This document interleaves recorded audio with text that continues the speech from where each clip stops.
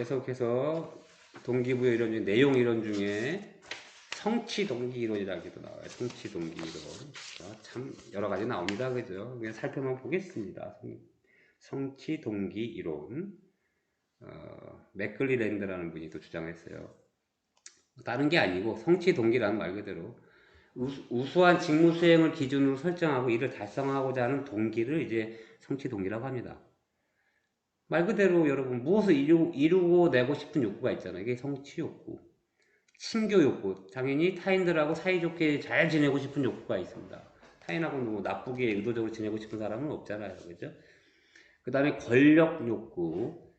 다른 사람에게 영향력을 행사해서 상대를 통제하고 싶은 욕구. 이게 다 욕구입니다. 욕구. 여기 보시면 이제 중요한 게 성취 욕구가 강한 분들은 개인적 책임과 피드백이 있는 직무를 더 좋아하고 또 일을 할 때 어느 정도의 위험성이나 난이도가 있는 직무를 선호합니다. 그죠? 성취 욕구가 강한 분일수록 되게 능동적일 거 아니에요. 그죠? 이런 걸 좋아합니다. 그래서 계속해서 내용 이론 중에 욕구 이론, 또 이요인이라는 게 있었다. 이요인 이론인데 이제 허츠버거란 분이 이분은 뭐라고 그랬냐면 동기부여를 위생 요인하고 동기 요인으로 또 설명을 했습니다. 이분이 뭐라고 하냐면 직무 만족 혹은 직무로 만족하거나 그죠? 혹은 동기부여를 만드는 요인들은 직무 불만족으로 이끄는 요인들과 전혀 다른 것이라고 주장을 했어요. 이게 무슨 얘기냐면 그 145페이지 교재에 잠시 좀 보겠습니다. 145페이지를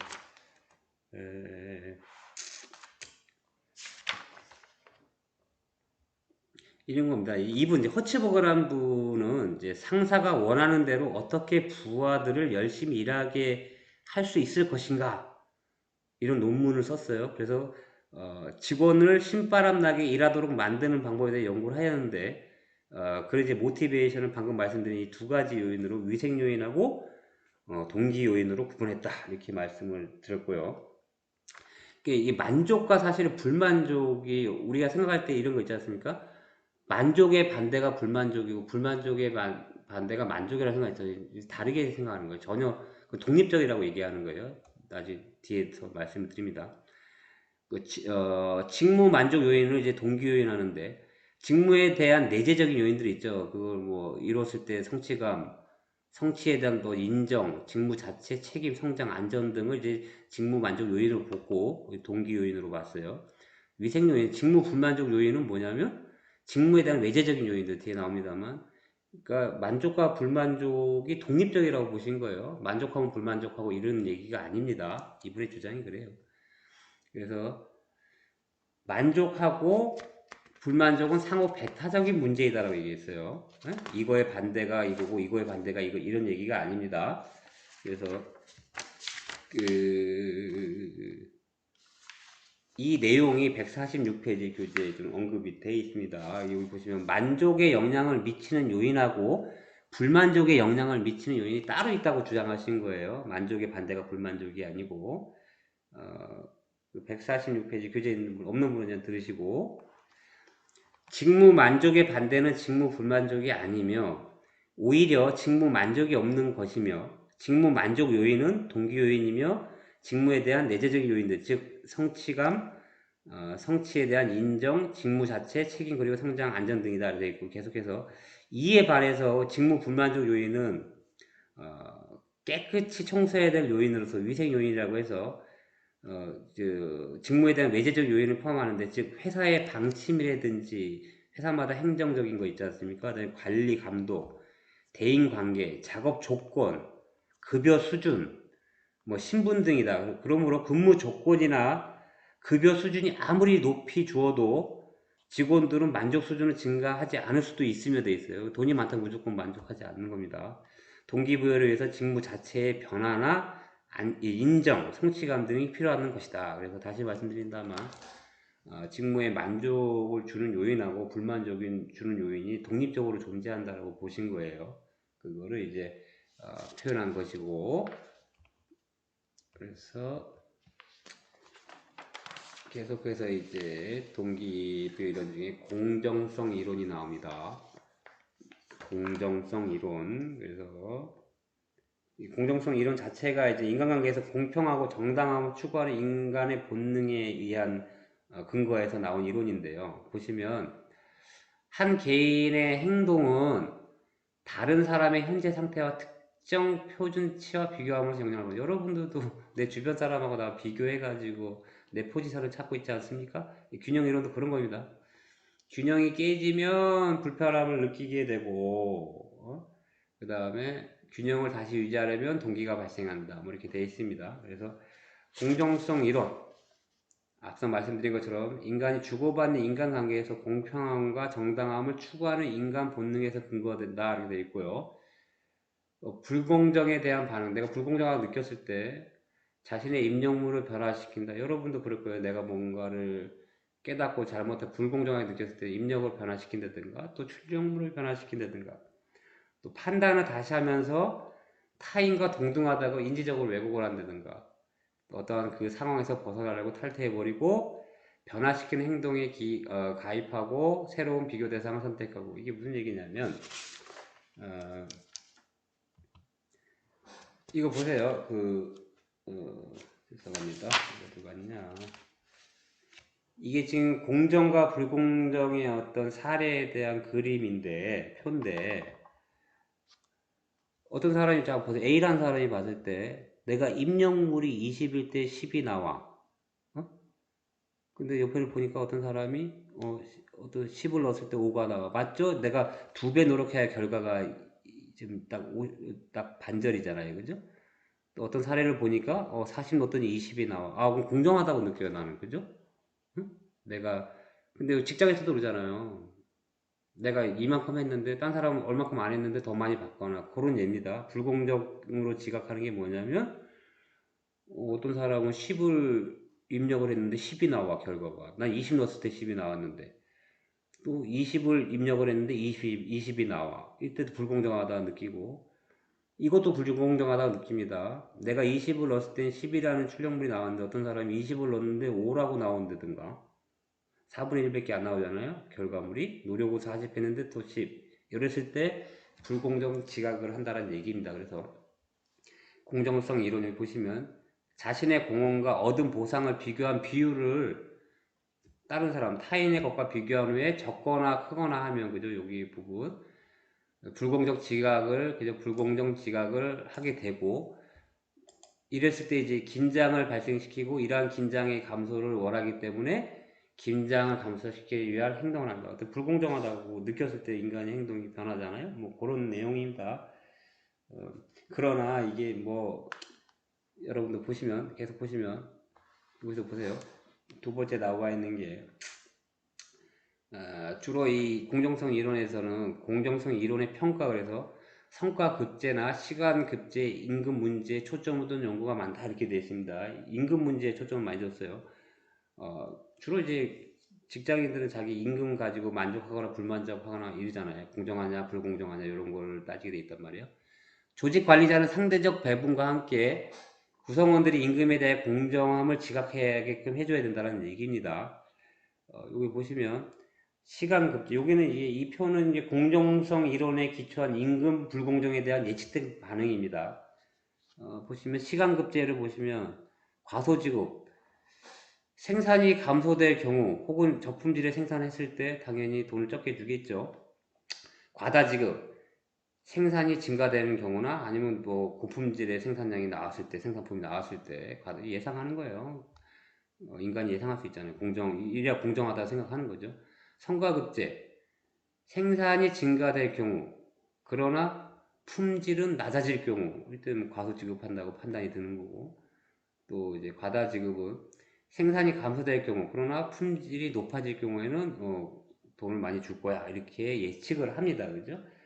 근데 이제 이 공정성 이론도 많은 비판을 받습니다. 교재 148페이지 하단에 보시면 일단 이게 공정성 이론이 왜 비판을 받냐면 그 이유가 공헌하고 보상을 어떻게 객관적으로 측정할 것인가에 대한 문제가 발생해요. 요즘 이게 개념 정립하기가 힘든 거예요. 공헌하고 보상을, 그죠? 뭘 공헌했다고 하고 뭘 보상해야 되냐 이런 어떤 개념 자체가 객관적으로 측정하는 것인가에 대한 문제가 발생하고요. 또 비교 대상을 누구를 선택하냐에 따라서도 달라지고 그죠? 해석이 전혀 다를 수 있기 때문에 그래도 이제 공정성 이론하고 임금의 문제는 그래도 어느 정도 설명이 명쾌한데 비금전적인 것들의 경우 있죠. 예를 들어서 어떤 사기라던가 노력, 뭐 칭찬, 개인들의 특성들 같은 변수들도 지각된 공정성하고 행동 간의 관계를 영향해 줄 수가 있다 하게 되어 있고요. 또 이때 이러한 비금전적 변수들의 측정 문제가 제기될 수가 있다. 같은 뭐 공정성 이론 뭐 일반적으로 이렇게 이해하시면 됩니다. 이게 다 예측할 수 있는 부분이잖아요, 그죠? 그다음에 여러분도 그런 거잖아요. 아, 나 레포트 잘 내고 수업 잘 듣고 이렇게 하면 나 점수 잘 받을 거 아니야? 이렇게 예측하잖아요, 그죠? 뭐 그런 겁니다. 그 다음에 계속해서 동기부여 이론, 계속 과정 이론입니다. 과정 이론 중에 이제 목표 설정 이론이라는 게 나와요. 목표 설정 이론. 보시면 이제 로크. 이분도 이제 우리 149페이지에 보시면, 네, 계속해서, 동기부여 이론 중에 목표 설정 이론, 과정 이론입니다. 과정 이론 중에 이제 목표 설정 이론에 대해서 계속 살펴보도록 하겠습니다. 목표 설정 이론이라는 게 이제 로크란 분이 또 정의를 내리셨는데 동기부여의 이해에 있어서 인지적 접근을 사용하는 것이다 라고 되어 있고요. 저희 교재 149페이지를 보시면 일단 동기부여의 이해에 있어서 인지적 접근을 사용하는 것이 목표 설정 이론이다 그래놓고 기대 이론과 비교하여 더 단순한 이론적 근거를 지니고 있지만 기대 이론의 가정이 쾌락주의적이라고 비판하면서 인간의 행동이란 가치와 의도 이 두 가지에 의해서 결정된다는 주장을 하고 있습니다. 그래서 다시 말씀드리자 동기부여에 있어 인지적 접근을 사용하는 것 이제 로크라고 주장한 건데 보시면 그 조직의 의도는 직무 수행을 목표를 반영을 하고 동기부여에 중요한 역할을 하게 된다라고 되어 있습니다. 그죠? 그다음에 목표는 구성원들에게 목표로서 수용되어야 하며 어떤 조직의 목표가 있잖아요. 이게 받아들여야 돼요. 직원들이 일단. 목표에 의해서 제공된 지시가 있을 때 더 많은 동기부여가 되었다. 어떤 목표를 설정을 했으면 기업에서 그죠? 그거를 정확하게 지시를 제공을 해야겠죠. 그랬을 때 직원들은 더 많은 동기가 부여되었다고 발표를 했고요. 다음에 목표 관리도 높은 목표의 설정 과정이 핵심을 이루는 관리 방법이다 되어 있고 목표 설정 이론은 목표와 직무 수행 간의 관계를 해명하는 데 관심을 두었지 목표가 선택되는 과정, 목표 수용 및 목표 개입을 결정하는 요인들은 잘 설명하지 못하고 있다. 이렇게 단점이 또 설명되어 있고요. 그래서 이제 목표 설정 이론 중에서 보시면 뭐 욕구 이론, 기대 이론, 목표 설정 이론에서의 과업의 난이도와 직무 수행 결과를 비교 표를 보시면 이렇게 되어 있습니다. 욕구 이론 해가지고 학술에서 수업을 했습니다만 성취 욕구가 높은 작업자는 성취 욕구가 높은 사람들 있죠. 쉬운 가업에서는 동기부여가 이루어지지 않는다. 이런 성취 욕구가 강한 사람들에게 뭐 이렇게 낮은 단계의 어떤 뭐 쉬운 거 이런 거에 별 관심이 없단 말이에요. 실험을 해본 거죠. 근데 이제 과업 난이도가 낮았을 때 이제 결과는 중간 정도로 나와요. 직무 수행 결과 이 사람들 욕구 이론에 따른 사람들 해보면 그다음에 과업 난이도가 보통인 것일 때 제일 높은 작업 수행 결과가 나왔고 실제로 이제 뭐 성취 효과 높은 작업자인데도 과업 난이도가 높은 걸 줬을 때 수행 결과는 낮게 나왔습니다. 그 다음에 기대 이론 뭐 어려운 과업은 성공을 위한 기대감을 낮추며 그러므로 동기부여도 낮아진다. 쉬운 과업은 기대감과 동기부여 모두를 증가시킨다. 기대 이론에 따른 내용이죠. 여기서는 이제 과업의 난이도가 낮았을 때 쉬운 거잖아요. 이게 상당히 높게 나오고 수행 결과는 보통일 때는 중간, 뭐 말 그대로 기대한 대로 되고 있습니다. 높았을 때는 과업 난이도가 높은 걸 줬을 때는 수행 결과는 낮게 나왔고 그다음에 목표 설정 이론. 당연히 앞서 말씀드린 거에서 이 목표 설정 이론은 동기부여에 있어서 이해에 있어서 인지적 조건을 사용하는 것이라고 했죠. 그랬을 때 어려운 목표가 쉬운 목표보다 오히려 더 높은 직무 수행 결과를 야기를 한다고 돼 있어요. 목표 설정 이론에 따른 보시면 가업 난이도가 낮았을 때는 또 낮게 나오고요. 보통에 섰을 때는 중간 정도의 직무 수행 결과가 나왔고, 이제 높았을 때 최고로 높은 결과가 나왔다. 이렇게 결과가 나와 있습니다. 계속해서 동기부여 이론 중에 이렇게 과정 이론이죠. 이것도 이제 강화 이론인데, 스키너라는 사람이, 이분이 이제 스키너 상자라는 게 있는데, 지갑고 실험하는 게 있어요. 교재 갖고 계신 분들은 150페이지에 보시면 나와 있는데, 일단 먼저 보시면 강화 이론이라는 거는 행동의 학습에 관한 강화 원리를 중심으로 행동 수정이 이루어진다. 이분이 스키너라는 분이 교재에 있으신 분 보세요. 150페이지를 보시면 강화 이론이란 행동의 학습에 관한 스키너의 강화 원리를 중심으로 행동 수정이 이루어진다는 것이다. 스키너는 학습하고 행동에 관한 지식의 폭을 크게 넓힌 사람인데, 이분이 이제 그는 지혜 행동과 보상의 관계를 자동적으로 수정할 수 있는 스키너 상자라고 하는 장치를 제작을 했어요. 이분이 쥐 가지고 실험한 거죠. 그래서 책 내용을 좀 살펴보면, 그는 쥐들의 레버 누르기와 같은 반응을 조건 반응이라고 불렀는데, 그 이유가 쥐들이 환경을 변화시키기 위해 환경을 조작했기 때문이다 라고 했고요. 그는 적절한 조작 행동을 습득하는 절차를 조작적 조건 형성이라고 불렀습니다. 그러니까 쥐새끼들이 그 상자 안에서 이렇게 버튼을 레버를 누르면 이제 먹이를 주고 이렇게 한 거예요, 이분이. 그러니까 스키너는 반응률을 증가시키는 먹이를 보상이나 만족스러운 결과로 부르지 않고 반응을 강화시킨다는 의미로 강화 요인이라고 표현을 했습니다. 그래서 또 행동을 강화시키는 절차를 강화라고 명명했다 이렇게 되어 있습니다. 반면에 행동을 약화시키는 것을 처벌이라고도 하였고요. 계속 뒤에서 살펴보겠습니다. 방금 말씀드린 거 스키너 상자, 이분이 스키너 상자를 만들어서 지의 행동과 보상 관계를 자동적으로 측정할 수 있는 장치를 만든 거예요. 그래서 조건 반응, 그는 지의 레버 누르기와 같은 반응을 이제 조건 반응이라고 했어요. 얘가 눌러주면 음식을 주니까. 그 다음에 조작적 조건 형성, 적절한 조작 행동을 습득하는 절차. 여기서 이제 강화 요인은 먹이가 되겠고요. 반응을 강화시킨다는 의미입니다. 먹이를 주니까 계속 반응을 더 세게 하겠죠, 이놈들이. 강화라는 것은 행동을 강화시키는 절차, 처벌은 행동을 약화시키는 절차, 이런 것입니다. 그래서 강화 이론에는 또 이게 또 정적 강화하고 부적 강화라는 게 나와요. 말 그대로 정적 강화라는 건 뭐냐면 어떤 특정한 행동이 나오고 이 행동 뒤에 즉각적으로 주어지는 자극의 제시에 의해 행동의 빈도가 증가되는 거. 누르자마자 음식을 줘버리는 거죠. 그래서 예를 들면 어떤 여기 쥐도 그러고 사람도래요. 어떤 어린이가 어머니의 심부름을 하고 나자마자 엄마가 과자를 줬단 말이에요. 그러면 그로 인해서 다음에도 이 어린애는 심부름을 더 자주 하게 되었다라면 이때 어린이의 심부름 행동이 증가한 것은 정적 강화에 의한 행동이라고 할 수 있다라고 되어 있습니다. 우리 교재에 이렇게 나와 있어요.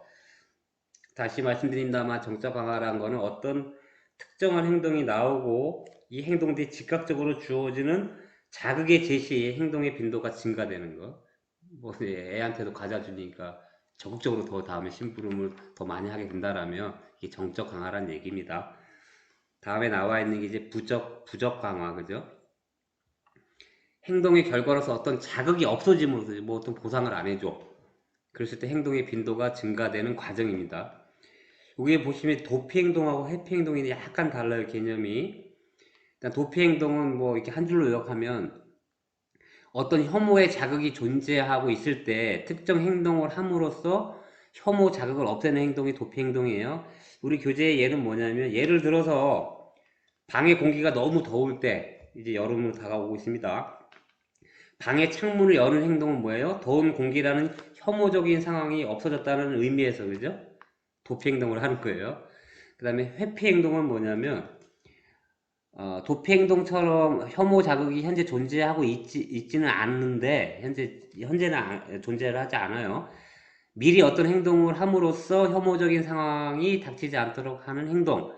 우리 교재에서는 어떤 예가 나와 있냐면 어떤 학생이 TV를 보고 있으면 엄마가 항상 잔소리를 한다고 가정해 보면 이런 경우에 만약 그 학생이 TV를 보고 있을 때 어머니가 잔소리를 시작하기 전에 미리 TV를 끄고 공부하러 가버리면 이것은 회피 행동이라고 할 수 있다는 얘기입니다. 다시 말씀드리면 현재로서는 어떤 그 혐오 자극이 존재하고 있지 않지만 미리 어떤 행동을 해서 혐오적인 상황이 닥치지 않게 하는 행동, 그게 이제 회피 행동입니다. 이건 그 어떤 혐오적인 자극이 있었을 때 특정 행동을 해서 그 혐오를 없애는 거, 이게 이제 도피 행동, 이런 것들을 부적 강화라고 합니다. 다음에 강화 이론 중에 계속해서 이제 소고란 말이 나옵니다. 소고. 강화의 행동의 빈도가 증가된 경우 강화 요인의 제공이 감소됨에 따라서 그 행동의 빈도가 감소하게 되고 이때 소고가 이루어졌다고 말한다. 저희 책에서는 어떤 예가 나와 있냐면 실험실에서 지혜에게 지렛대를 누르는 행동을 학습시키는 도중에 사실 기계의 오작동으로 이제 지렛대를 눌러도 음식이 나오지 않는 현상이 이제 발생을 했어요. 그래서 원래 지가 이렇게 지렛대를 누르면 이 음식이 나와야 되는데 기계가 이제 일부러 한 게 아니고 실수를 통해서 알아낸 거예요. 지렛대를 눌러도 음식이 안 나오는 일이 발생을 했어요. 그랬을 때 쥐의 지렛대를 누르는 행동이 점차 감소해서 결국에는 완전히 나타나지 않는 현상을 발견했습니다. 그러니까 지들이 눌러도 처음에는 이렇게 음식이 나오니까 하다가 근데 기계가 고장났어. 해도 안 나오거든. 그럼 어떻게 되죠? 그 행동을 안 한다는 얘기예요. 예를 들어 어떤 학생이 선생님이 그 질문에 답하기 위해서 손을 계속 들어도 선생님이 나를 선택해 주지 않으면 어느 정도까지는 그 행동을 계속 합니다. 그러다가 어떻게 돼요? 결국엔 손을 들지 않고 포기를 하게 되죠. 이걸 이제 소고라고 예를 든 겁니다. 소고. 행동을 해도 뭐 이게 뭐 반응이 없으니까 안 해버리는 거죠. 그래서 이제 소고가 이루어졌다고 말합니다. 다시 말씀드리면 강화에 의해 행동의 빈도가 증가된 경우에 강화 요인이 제공이 감소됨에 따라서 그 행동의 빈도가 감소하게 되고 이때는 소고가 이루어졌다고 말한다고 되어 있고요. 또 이제 처벌이라는 게 있어요. 말 그대로 처벌은 특정 행동에 즉각적으로 뒤따라오는 자극의 변화에 의해서 행동의 빈도가 감소하는 거. 처벌시키니까 무서워서 안 할 거 아닙니까? 그죠? 처벌. 소고는 다른 겁니다. 소고는 보상이 안 주어져서 하는 거고, 처벌은 말 그대로 처벌을 당해서 특정 행동에 즉각적으로 뒤따라 나오는 자극의 변화에 의해 행동의 빈도가 감소되는 과정을 처벌이라고 합니다. 그다음에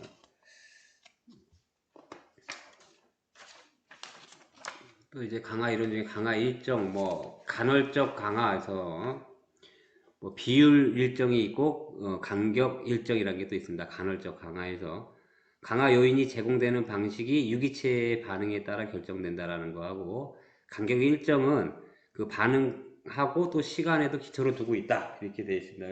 요 내용은 우리 153페이지를 보시면 나와 있습니다. 다음에 계속해서 이제 강화 일정하고 강화 일정에는 또 고정 비율이 있고 변동 비율이 있다고 되어 있습니다. 이게 말 그대로 어떤 방식으로 강화가 제공되느냐를 말하고 되어 있고 연속적 강화하고 간헐적 강화가 있다고 설명되어 있고요. 그 책에 보시면 이제 고정 비율, 고정 비율이라는 건 이제 매번 n번의 반응마다 여러 번 실험할 거 아닙니까? 강화 요인이 주어지는 것인데 예를 들면 우리 책에는 FR3이라는 강화 계획은 특정 행동을 3번 했을 때마다 강화 요인이 한 번씩 주어지는 거. 어떤 특정한 행동을 고정 비율이니까 일정하게 패턴을 줘가지고 그죠? 그 수만큼 3번 했을 때 FR3이라는 강화 계획은 특정 행동을 3번 했을 때마다 강화 요인이 한 번씩 주어지는 거. 변동 요인이라는 거는 변동 비율이라는 거는 평균적으로 n번의 반응마다 강화 요인이 주어지는 것으로 정확하게 몇 번째 반응에 강화 요인이 주어지는지는 알 수가 없는데, 예를 들어서 VR5의 경우 어떤 경우에는 세 번째 반응에 강화 요인이 주어질 수도 있고, 또 어쩔 때는 열 번째 반응에 강화 요인이 주어질 수도 있다. 그러나 반응 수를 합하고 이를 강화 요인의 수를 나누게 되면 다섯 번의 반응에 대해 한 번의 비율로 강화 요인이 주어진 경우다. 이건 랜덤하게, 그죠? 변동 비율을 줘가지고 강화 일정을 잡아주는 거, 이런 거를 이제 변동 비율이라고 합니다. 큰 의미는 없으니까. 그 다음에 보시면 이제 강화 계획 중에서 이제 고정 간격이라는 게 나와 있고, 변동 간격이 나와 있습니다. 고정 간격은 정해진 어떤 시간이 지난 후에 첫 번째 반응에 강화 요인이 주어지고, 강화 요인이 주어진 시점에서 다시 정해진 시간이 지난 후에 첫 번째 반응에 강화 요인이 주어지는 것. 그 다음에 변동 간격이라는 것은 평균적으로 어떤 정해진 시간이 지나간 다음에 첫 번째 반응에 강화 요인이 주어지고, 강화 요인이 주어진 시점에서 다시 평균적으로 정해진 시간이 지난 다음 첫 번째 반응에 강화 요인이 주어지는 형식으로 진행되는 것, 뭐 이런 것들을 말하고 있습니다. 그다음에 이제 기타 동기부여에 관한 내용인데,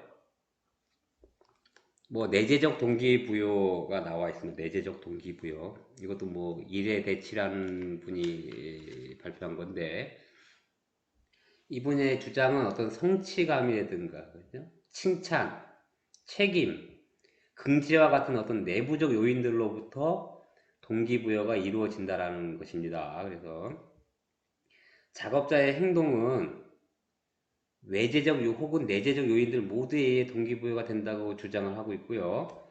내재적 동기는 이제 행동 자체를 효과적으로 하려는 욕구고, 외재적 동기는 약속된 외적 보상을 얻기 위해서 혹은 처벌의 위협을 피하기 위해서 행동을 수행하는 욕구이다. 이렇게 되어 있습니다. 그 다음에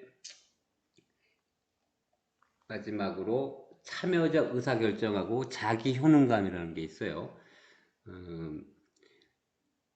먼저 참여적 의사결정은 의사결정에 참여를 해서 작업자의 동기부여는 물론 만족, 사기양양, 창의성, 참여자의 지지를 얻어내어 강력한 실천을 이끌 수 있다. 참가시키는 거죠. 말 그대로 아웃사이드로 냅두는 게 아니고, 그거를 이제 참여적 의사결정으로 인한 어떤 동기부여를 줄 수 있다라는 내용이고요. 마지막으로 이제 자기 효능감이라는 게 있어요. 자기 효능감. 개인이 과업이나 직무의 수행에 필요한 능력을 보유하고 있다고 생각하는 자신감입니다. 자신감. 이게 자기 효능감인데, 자기 권능감, 뭐 자기 유능감. 보시면 자기 효능감이 높을수록 성과의 수준이라든가 목표의 수준, 노력의 수준, 몰입 정도 등의 높아짐으로써 조직의 직무 수행 결과에도 긍정적인 역할을 준다라고 되어 있습니다. 뭐 당연하겠죠. 그 다음에 자기 효능감이 개인의 동기 향상뿐만이 아니라 스포츠 훈련이나 학생들의 수업 성적에도 좋은 영향력을 미친다는 사실이 계속 입증되고 있다. 다시 말씀드리면, 자기 효능감이 높은 사람들은 어떤 이 표현이 자기 유능감이나 자기 권능감이라고도 합니다. 예를 들어 개인이 어떤 과업이나 직무의 성공적 수행에 필요한 능력을 보유하고 있다고 자기가 굳게 믿고 있는 자신감이에요. 난 능력이 있는 사람이야. 이랬을 때 이러한 자기 효능감은 개인의 어떤 직접적인 성공 경험이라든가 타인으로부터의 설득이나 감정적인 환기, 개인의 정서적 상태, 뭐 타인의 관찰을 통한 대리학습 등이 자기 효능감에 영향을 미친다. 그래서 최근 들어 이러한 자기 효능감이 동기부여와 강한 상관관계가 있다고 많은 연구에서 밝혀지고 있다. 이 말은 뭐냐면 자신감입니다. 자신감, 자존감 뭐 이런 건데, 자기가 할 수 있다고 믿는 사람들은 그게 높을수록, 그죠? 어떤 성과의 수준이라든가 목표의 수준, 노력의 수준, 뭐 몰입 정도, 이게 높아지고 조직의 직무 수행 결과에도 긍정적인 역할을 준다라고 되어 있습니다. 하여간 이렇게 해서 동기부여에 관련된 어떤 여러 가지 뭐 이론도 나와 있고, 그죠? 뭐 그렇습니다만, 이 책에서는, 우리 교재에서는 또 한 예를 직장하고 비유했습니다만, 여러분들도 뭐 학교 생활도 있고 직장 생활, 그죠? 모든 걸 할 때 모티베이션, 우리가 동기가 없으면 안 하잖아요. 수업도 마찬가지, 공부도 마찬가지죠. 공부도 뭔가 나에게 어떤 보상이 주어진다라는 걸 알고 있잖아요. 그걸 했을 때. 물론 학교를 다니면서, 그죠? 저도 그랬고, 공부를 열심히 했는데도 뭐 점수가 내 생각대로 안 나왔을 때도 있고, 뭐 여러 가지, 뭐 대충 했는데도 잘 나왔을 때도 있고, 그렇습니다. 뭐, 어, 우리가 모든 행동에 있어서, 그죠? 동기부여가 안 돼 있으면 할 의욕이 없잖아요. 그죠? 뭔가 그거를 통해서 또 자아 성취도 해야 되고, 우리 그 챕터 7장에서 이제 동기부여에 대한 내용인데 좀 길게 좀 나와 있습니다만, 여러분들도 이 자료를 보면서 그냥 학자들이 주장하는 것들, 뭐 무슨 이론 이렇게 막 나와 있습니다만 한 번 정도 훑어보시고, 이것도 저것도 안 되겠다. 그랬을 때는 아주 원론적으로 이제 개념을 정립을 하세요. 동기부여라는 거. 뭐 말 그대로 동기부여. 근데 여러분이 항상 이제 기업이 됐던 어떤 조직, 뭐 그룹이 됐던 내가 리더가 됐을 때, 그죠? 직원들에게도 동기부여를 시켜야 우리 조직의 목표를 달성시킬 수 있는 거 아닙니까? 그죠? 그랬을 때 어떤 내적 강화 요인도 있고 앞서 계속 설명드린 것들이 있단 말이에요. 그런 것들을 참고해서 어, 어, 이렇게 이론을 정립해 가다 보면 적용시키거나 이러다 보면 좋은 결과가 온다. 뭐 이렇게 끝맺음을 하고 하여간 오늘 7장 이렇게 해서 끝마치고 다음 주에는 이제 8장이죠. 8장. 이 8장이 이제 파트 3인데 이 파트 2에서는 개인 차원의 인간관계고 이제 파트 3는 이제 대인 차원의 인간관계에 대해서 다룰 거니까 또 뭐 계속해서 공부를 하도록 하겠습니다. 하여튼 오늘은 여기까지만 하고 수업을 마치겠습니다. 예, 감사합니다.